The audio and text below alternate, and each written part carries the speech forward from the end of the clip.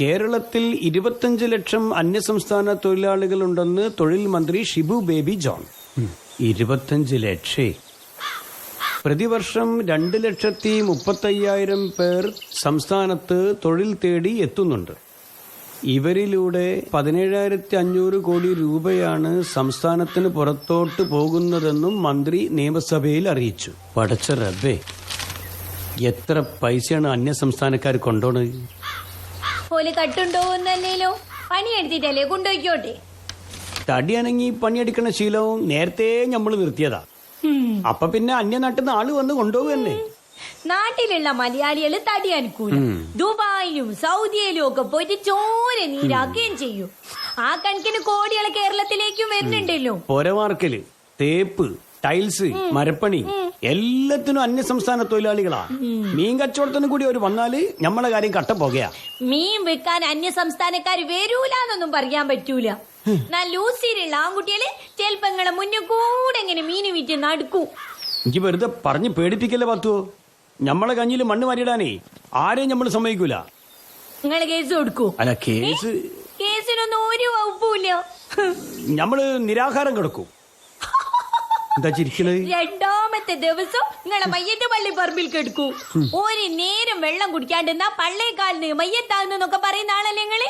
അല്ല, നമ്മള് പേടിക്കണ പോലെ നടക്കുവോ പത്തുവോ? നിങ്ങൾ മാണ്ടാത്ത വിചാരൊക്കെ മാറ്റി വെച്ചിട്ട് വേഗം പോയിട്ട് മുടി വെട്ടിച്ചിട്ട് ഇങ്ങോട്ട് വരി. എന്തിനാ പത്തു ഇന്ന് മുടി വെട്ടിക്കണേ? നരിക്കിനിയിലെ സലാം കൈന്റെ മോളെ കല്യാണല്ലേ എന്നെ? ആ മറന്നോ നിങ്ങള്? അതിന് പോണ്ടേ? ഈ കൂതറ മുടിയായിട്ട് ചൊപ്പരം വരണ്ട. അപ്പൊ നമ്മളെ മുടിയാണ് പ്രശ്നം. ഓള് വലിയ മൊഞ്ചത്തിയാ. ഇന്നെ പരിചയമുള്ള കൊറേ ആൾക്കാരുണ്ടാവും അവിടെ. ഓലെ മുന്നിൽ ഇതാണ് കെട്ടിയോന്നൊക്കെ പറഞ്ഞ് പരിചയപ്പെട്ട എനിക്ക് നാണക്കേടാ. അതുകൊണ്ട് നല്ല കോലത്തിൽ വരാൻ പറ്റെങ്കിൽ നിങ്ങൾ വന്നാ മതി, അല്ലെങ്കിൽ ഇങ്ങോട്ട് വരികയും വേണ്ട. ബാർബർ ഷാപ്പ് പോയാലേ 1-2 മണിക്കൂർ അവിടെ കാത്തുത്തിരിക്കണം. കാത്തുകുത്തിരുന്നോളി. എന്താണെങ്കിൽ ഇത്തലയുമായിട്ട് ഇങ്ങോട്ട് വരണ്ട.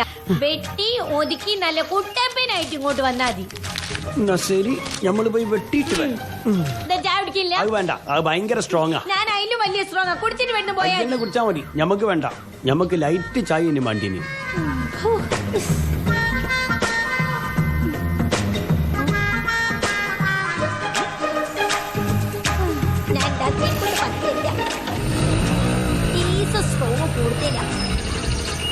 ലൈറ്റ് ആക്കിട്ട് റിസ്പോണ്ട് റസിക്കും കൊടുക്കാനുള്ളതുണ്ട്.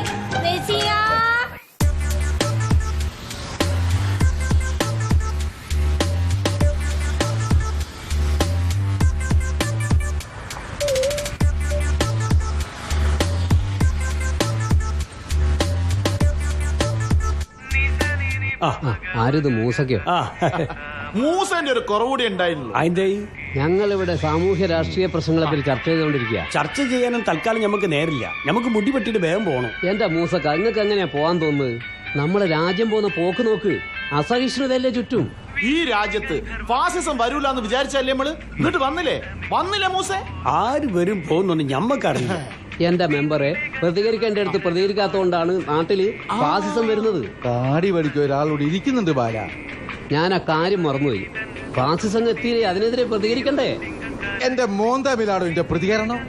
എന്റെ താടി പഠിച്ചിട്ടൊന്ന് പ്രതികരിച്ചോ? അതെ, ഞമ്മക്ക് നരിക്കുനിയിലെ ഒരു കല്യാണത്തിന്റെ റിസപ്ഷൻ ഉണ്ട്. വേഗം മുടി വെട്ടിയാൽ ഞമ്മക്ക് അങ്ങോട്ട് പോവേക്ക്. മണിക്കൂർ 2 മൂസേ ഞാൻ എന്റെ താടി ഇവന് വിട്ടുകൊടുത്തിട്ട് ഇതുവരെ ഓൻ തിരിച്ചു തന്നിക്കില്ല. അതെ, ബാർബർ ബാലൻ വളരെ ഉയർന്ന രാഷ്ട്രീയ ബോധമുള്ള ഒരാളാണ്. ജോലി ചെയ്യുന്നതിനിടയിൽ അയാൾ സമകാലീന രാഷ്ട്രീയ പരിതസ്ഥിതിയെ കുറിച്ച് ജാഗരൂകനായിരിക്കും. എന്ത് രൂപം വേണമെങ്കിലും ആയിക്കോട്ടെ, അതിന്റെ കൂടെ പണിയെടുക്കണം. നമ്മള് മലയാളികള് പണിയെടുക്കാണ്ട് രാഷ്ട്രീയം കളിച്ച് നടക്കുക. മൂസ പറഞ്ഞത് ട്രേഡ് യൂണിയനുകൾ ഉന്നം വെച്ചാണെന്ന് എനിക്ക് മനസ്സിലായി. ആ ഉന്നം വെച്ചിട്ട് തന്നെയാ. തൊഴിലാളി യൂണിയനെ കുറ്റം പറയരുത് മൂസക്ക. അധ്വാനിക്കുന്ന തൊഴിലാളി വർഗത്തിന് കൂലിയും ചെലവും വാങ്ങി കൊടുക്കുന്നത് അവരല്ലേ? അവകാശത്തിനെ പറ്റി ബോധം ഉണ്ടായി കൊടുക്കുന്നത് അവരല്ലേ? ബാല, എന്റെ താടിക്ക് എന്താ പറ്റി? താടിക്കൊന്നും പറ്റിക്കില്ല. ഇത് വിട്ടു തന്നാൽ എനിക്ക് പോവാൻ പറ്റൂ. അല്ല, മെമ്പറും താടി പഠിക്കാൻ വന്ന അല്ല, ഹെയർ സ്റ്റൈൽ ഒന്ന് മാറ്റാൻ വന്നതാ. പ്രതിച്ഛായ മാറ്റുന്നതിന്റെ ഭാഗമായി ഒരു പുതുമ. ഞമ്മക്ക് വേഗം പോവാനുള്ള. മെമ്പർക്ക് പ്രത്യേകിച്ച് പണിയൊന്നുമില്ലല്ലോ. നമ്മൾ മുടി വെട്ടിട്ട് ഇങ്ങക്ക് വെട്ടിയാ പോരെ? അത് നടക്കൂല മൂസേ.